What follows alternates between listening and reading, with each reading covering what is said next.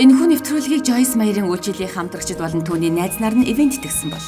Та өдөр бүр айцтайгаа ажилдаа явж болохгүй. Мөн та дургүйгээр аяг таваг, хувцас угааж дэлгүүр явж болохгүй. Та дуртай байх хэрэгтэй. Та магадгүй яаж вэ хэлээд өгөөч гэж хэлж магадгүй. Би хэлж өгье юу?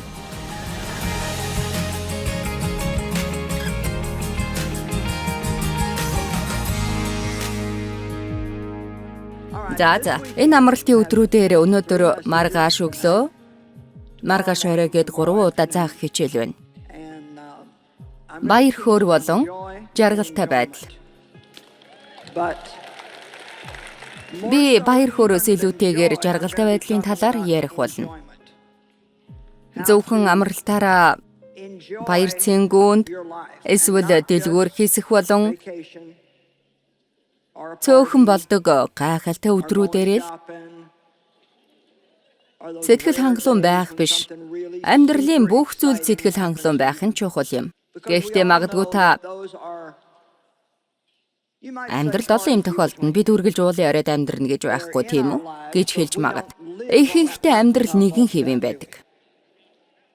Өглөө босож, орой орондоо ороод, ажилдаа явж, гэртээ ирээд, аяг тавгаа угааж, машины тасаа солиод, зүлгээ тэгшилж, дэлгүүр ороод, хувцас угааж, хоолоо хийгээд, хоолоо идэж байгааг нь хараад дараа нь бүгдийн цэвэрлээд л иймэрхүү байдаг. Тэгээд дараа өдөр нь босож ажилдаа яваад. Гэхдээ би Бурхны тусламжтайгаар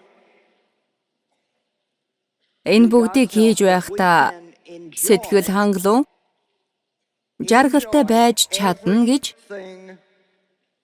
боддог.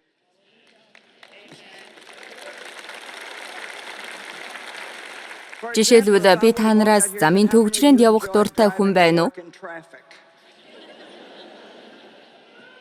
Хувцас угаах дуртай хүн байна уу? Гэрээ цэвэрлэх дуртай хүн байна уу гэж асуувал яах вэ? Тэр хувцас угаах дуртай хоёр хүнийг бурхан ивэг. За тэгвэл хүнсний дэлгүүр явах дуртай хүн байна уу?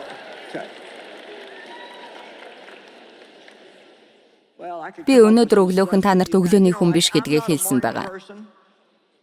Би өглөө сэрэнгүүтээ орноосоо өсөрч босоод тэгээд өглөөний мэндэ гэж хэлдэг үү. Би яг үннээр нь хэлэхэд миний хамгийн түрүүнд боддог зүйл бол бурхан минь би босмооргүй байна.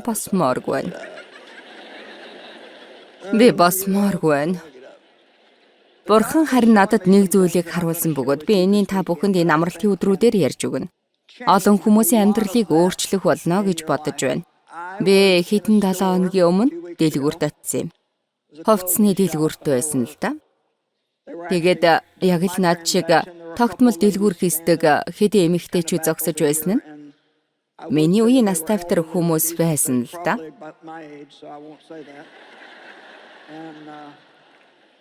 Би тэднийг ахмадууд гэж хэлчихвэл болох болов уу гэж.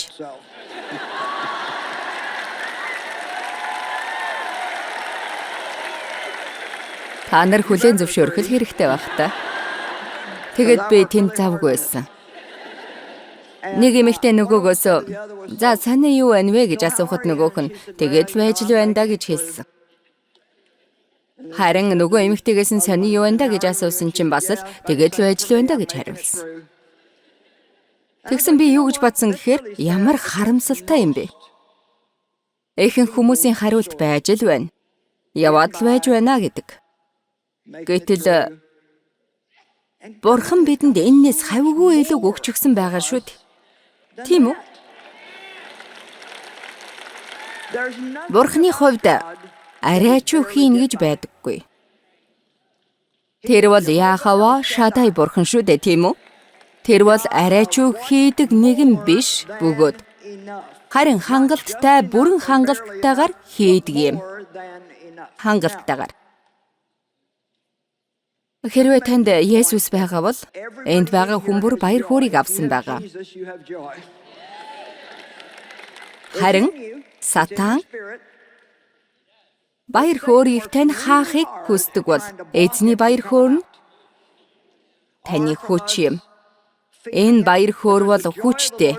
Мөн эдгэгч учраас энэ бүгдийг амсаж байгаа хүмүүс энэ дэлхийн хамгийн жаргалтай хүмүүсээ гэж би боддог. Амен. Бид ямар ч үед баяртай байх хэрэгтэй бөгөөд чимээгүй дотроо баярлж, эсвэл сэтгэл нь хөдөлсөн, чангаар орилсон тийм баяр хөөртэй байж болно. Баяр хөөртэй байна гэдэг нь та өдөржин инээж хөхрөн гэсэн үг биш. Харин бид дотроож баяр хөөртэйгээр амьдарч болно. Хүн болгон өөр зан чанартай. Би 2 охинтой нэг нь их хүчирхэг хүний зан чанарын тухай судалж байхад тиймэрхүү зантай хүнийг сангвиник гэдэг баха, тийм үү? Тийм зантай тэр өглөөний хүн л дээ. Эрт босоод л бүгдээрэнд өглөөний минь сони юу андаа гэдэг бөгөөд жижигхэн зөвлөлд тэр их баярлдаг. Энэ нь тэр бусдаасаа илүү сүнслэг гэсэн үг биш юм. Мэдээж тэр сүнслэг охин бурханд хайртай. Тэрний үгийг заадаг. Зүгээр л иймэрхүү зан чанартай охин. Бид бүгд өөр зан чанартай гэдгийг бид ойлгох хэрэгтэй. Нэг өдөр манай гэрт ирээд тэр юу гэсэн гэхээр би өнөөдөр зул сарын баярын гэрэл худалдаж авна. Үнэхээр их баярлаад миний амьсгал маш их давчтаад байна шүү гэж надад хэлсэн. Би мэдээ зул сарын баяр дуртай. Гэрлүүдэд ч дуртай. Гэхдээ арайч амьсгал давчдахаар баярлдаг. Энэ л миний гаргах цан харан шин биш.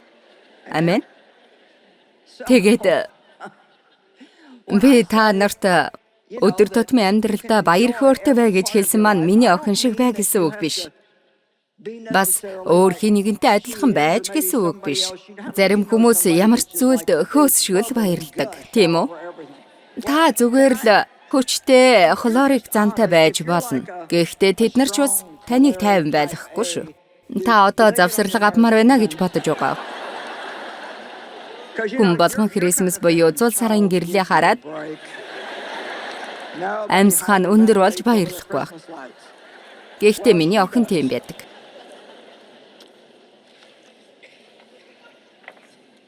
Жаргалтай болдог. Танаас нэг асуулт асууя. Хүүхдүүд тань жаргалтай байгааг хараад та баярлдаг уу? За. Та хүүхдүүдээ уйтгартай, сэтгэл гутралд орсон, эсвэл хов ярьсан, гомдолсон, айсан, санаа зовсон, түгшсэн байгаасаа гэж хүсэхгүй. Тийм үү? Тэгвэл хүмүүс юм байгаа бол бурхан ямар байх болоо гэж бодож үзэх хэрэгтэй. Тийм үү? Бүх хүмүүст биш. Гэхдээ зарим хүмүүс байдаг нэг асуудал бол надад ч байдаг байсан асуудал. Тэр нь амьдралаа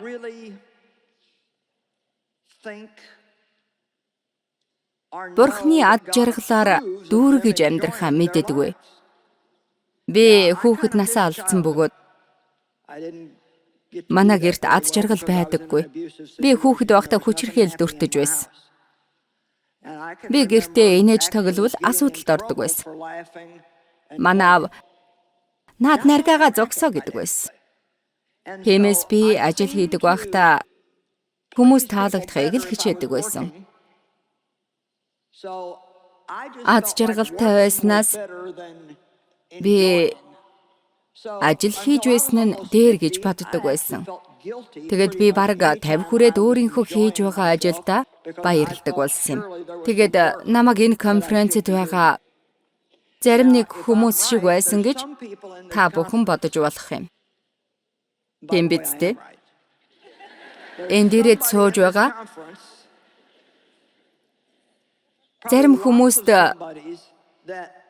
хэлэхгүй болохгүй шүү дээ. Зарим нэг нь энд суугаад гэртээ буцаж очиход хүлээж байгаа ажил байгаа болохоор гэртээ үлдээд хийж байсан дээр гэж бодож байж болох юм.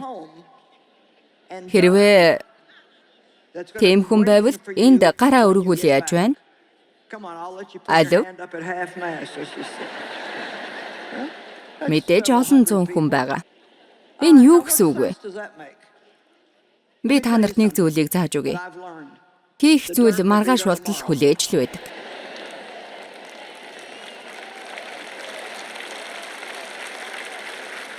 Та ажилласаа завсарлага авалгүй хийгээд тэгээд тэндээ мөнхөд байж болохгүй гэж бодож байна. Та төр зуур завсарлага авбал ажлын бүтээмж чинь сайжирч бас илүү жаргалтай байдаг. Тийм ээ.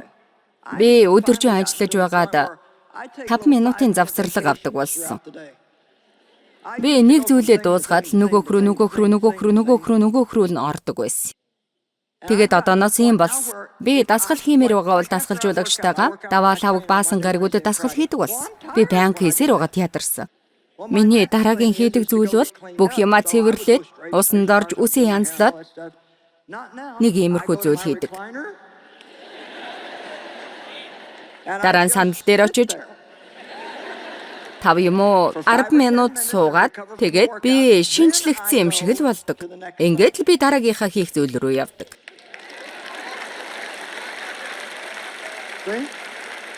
Та энэ 5 минутын амралт намайг яаж амрааж, яаж сэргээдгийм болоо гэж гайхаж байгаа бол энэ хугацаа таныг асуудлаасаа гарч энэ өдрөө жаргалтай өнгөрөөхөд тустай байдаг. За бүгдээрээ бичээсийн 4 бүлгээс харъя. Та нар нухацтай хараарай. Бурхан биднийг ажиллаад тэгээд юм бүтээгээд л байгаасаа гэж хүсдэггүй. Харин амьдралдаа баяр жаргалтай байгаасаа гэж хүсдэг гэдгийг заасан ишлэлүүд байгаа. Үнэхээр бидний нүдийг нээж өгөх болно. Иохан 10:10 бидэнд хэрэгтэй ишлэл бөгөөд бид өөрсдийн телевизийн зурагтын хөтөлбөрөөр баяр хөөрөөр дүүрэн амьдрал гэж нэрлэдэг бөгөөд энэ энгийн боловч надад сурахад маш их хугацаа шаардсан. Та нарын заримд нь сонь сонсогдох бах. Харин ихэнхэд нь тийм биш байхаа. Миний ярьж байгааг ойлгож байгаа үсттэй? Ихэнх нь ойлгож байгаад бурхан талархъя. Зөв сэдвэл ярьж байгаа юм байна. Иохан 10:10 хулгайч зөвхөн хулгайлан алж зүүтгэхээр ирдэг. Би тэднийг та нар Есүс ирсэнд баяртай байна уу?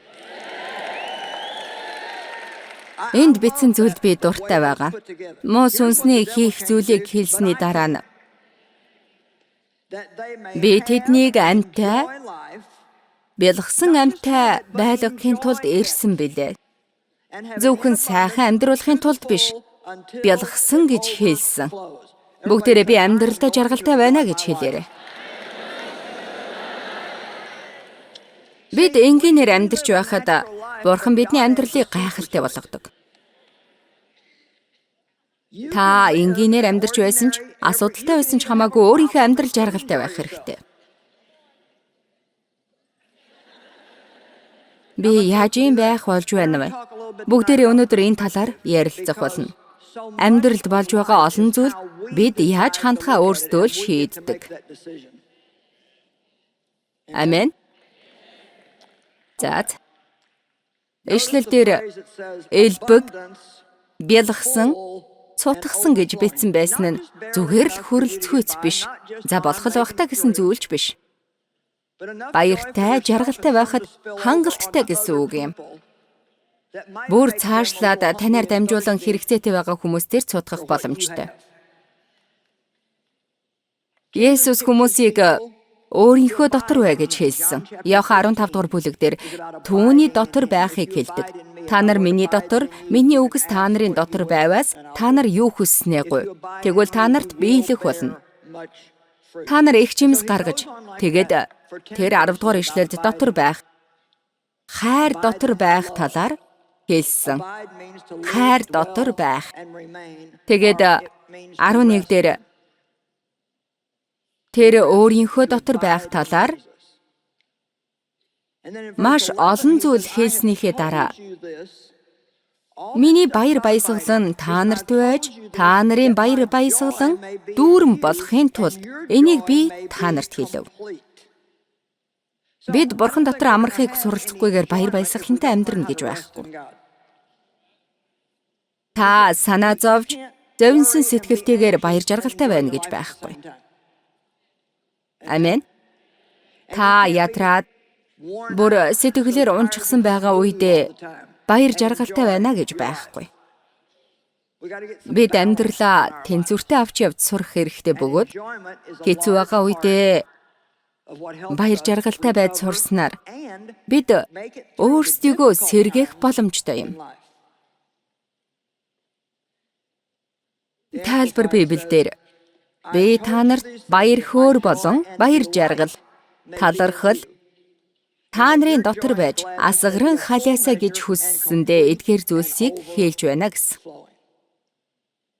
Тэгэд Иохан 16-гийн 24-дэр одоо болтол та нар нэрээр минь юу ч гуйгаагүй. Гуйхтун. Баяр баясгалан чинь дүүрэн болохын тулд та нар хүлээн авна. Тайлбар Библи та нар баяр хөөр дүүрэн байхын төлөө залбир. Бид олон зүйлийг гуйдаг мөртлөө төр зогсоод хүлээж авах цаг гаргадаггүй. Баярлалаа. За ийм байна. Сайн бодоод үзээрэй. Би та нарыг сайн бодож үзээсэй гэж маш их хүсэж байна. Та нар ямар ч үед баяр хөөртэй байхыг сурчхвал муу сүнсний уурыг хүргэх болно. Та өдөр бүр ажилдаа явахдаа дургүй, аяг таваг хувцас угаахдаа дургүй, дэлгүүр явах дургүй байх шаардлагагүй. Харин ч дуртайгаар бүгдийг хийдэг болно. Та магадгүй яаж вэ хэлээд өгөөч гэж хэлэх баг. Тэгье. Хэлэхгүй удаан байхаар надад хэцүү л байна л да. Гэхдээ би та нарыг хүлээлгэмээргүй байна.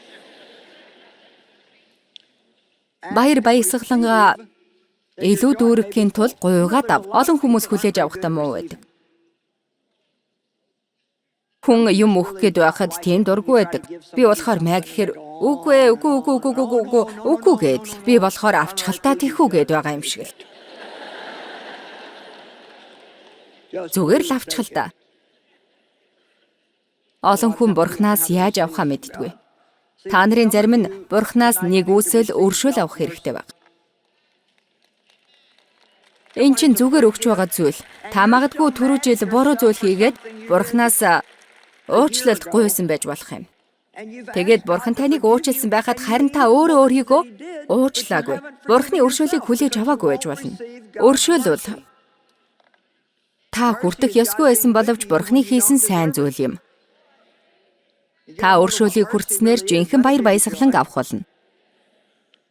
За тэгээд Иохан 17:13 дээр хэлснийг би тайлбар Библиэд дээрээс уншаад өгье. NIV бас тайлбар Библиэс үзье. Харин одоо би танд очино. Тэдний дотор баяр баясгалан минь дүүрэн байхын тулд энэ бүхнийг би ертөнцөд байхдаа ярьж байна. За одоо тайлбарыг үзье. Би та нар дээр очиод дэлхий дээр байхдаа хэлж байсан зүйлээ хэлнэ. Та нар дээр миний баяр баясгалан дүүрнээр төгсөөр бэлхмаар байг. Тэдэнд юу байгаасаа гэж байна вэ? Юу? Бурхан минь. Тэгэхээр энэ нь итгэлээр биш, туршилгаараа тэрний баяр хөөргийг авч амьдралдаа амсараа гэж хүсэж байгаа мó? Бид бүгд зөвхөн итгэлээр гэдэгт итгэдэг. Итгэлээр хүлээдэг, итгэлийн хүн. Гэтэл бас өөр зүйл хүсэх хэрэгтэй болдог үе ирдэг байжээ. Би эхлээд амьдралдаа амсаж үтсэн байх хэрэгтэй байх нь. Тэгээд хэнийг энийгээ хэлэх болдог. Тэгэхээр чи хүлээлтийн үнцийг гарч байгаа нь. Тийм шүү.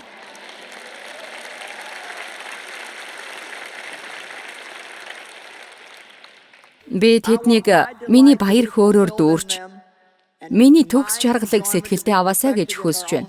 Есүсийг та хэр зэрэг баяр баясгалантай гэж бодож байна вэ? Тэрээр би та нарыг над чиг баярлаасаа гэж хүсэж байна. Би таныг надад байгаа шиг баяр баясгалан аваасаа гэж хүсэж байна. Би таныг амьдралдаа байж болох бүх боломжоор баяр баясгалантай байгаасаа гэж хүсэж байна гэсэн. Та нарт ямар сонсогдож байгааг мэдэхгүй. Надад бол дайжгүй сонсогдож байна. Би баяр хөөртэй байх боловсрал байдаг гэдэгт итгэдэг бөгөөд Энэ нь үнэхээр чухал бөгөөд Бурхан биднийг баяр баясгалантай байгаасаа гэж хүсдэг гэдэгт итгэх хэрэгтэй. Та нар Бурхан намайг баяр хөөртэй амьдралаар амьдраасаа гэж хүсдэг гэж хэлээрэй.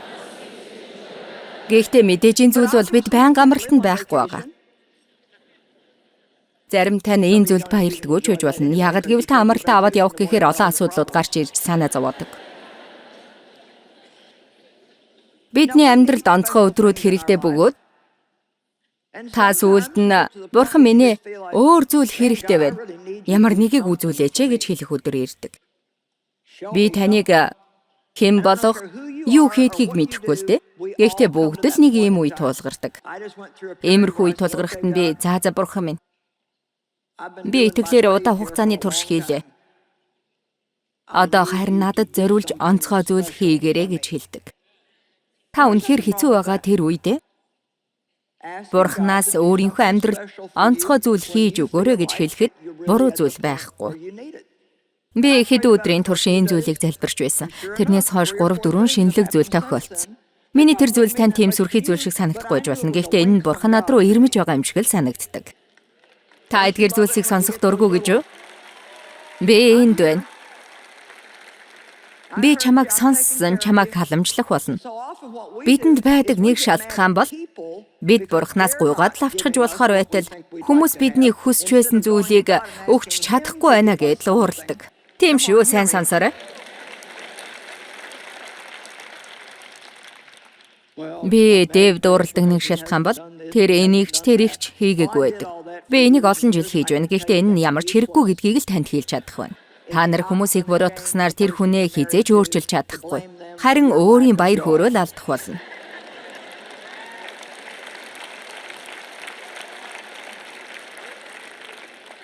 Бурхан надад нэг удаа өөрийнхөө баяр хөөрийнхөө хариуцлагыг Дэв тогхоо болоо гэсэн. Энийг сонсоод зарим нь чөлөөлөгдөж байгаа баха. Нэг эмэгтэй иймэрхүү конференцийн дараа над дээр ирсэн. Би энэ талаар яриаг уудсан байсан. Тэгсэн тэр эмэгтэй ирээд баяр хөөртэй байх зөвшөөрөл надад өгсөн танд баярлалаа гэсэн. Би олон газар хичээл заадаг. Тэгээд заасан газар бүрдээ зөв үгийг дамжуулах юмсан гэж бүх зүрх сэтгэлээсээ хүсэж тэмүүлдэг л дээ. Өнөөдөр ч бас энэ үг үнэхээр хэрэгтэй байгаа хүн байгаа гэдэгт итгэлтэй байна. Би өмнө нь хэлсэн 50 хүрч байж л амьдралдаа баяр баясгалантай байхыг сурч эхэлсэн гэж. Тэгээд би нэг удаа орой буудан дээр кино үзэхээр хэвтэж байсан ба өдөржин ажилласан байсан. Ер нь би маш их ажилдаг байсан л да. Тэгээд хэвтчихсэн попкорны дээдл байж байснаа. Нэг л гэмтэй юм шиг. Тийм мэдрэмж надад төрсөн. Та ийм байдалд орж байсан уу? Та амрах гээд ч юм уу эсвэл өөрийгөө баярлуулах гээд л байж байтал гэнтэл би нэг зүйл хийх ёстой ч юм шиг, үгүй ч юм шиг санагдаад л байдаг. Харин тэр надад чи өөрийгөө баярлуулах ёстой гэдгээ мэдэхгүй байна гэж хэлсэн.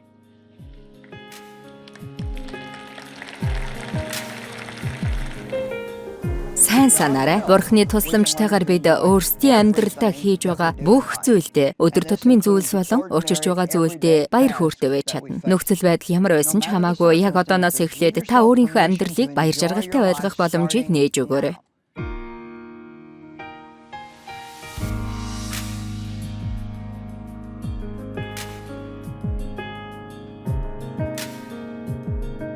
Энэхүү нэвтрүүлгийг Joyce Meyer-ийн үйлчилгээ хамтрагчид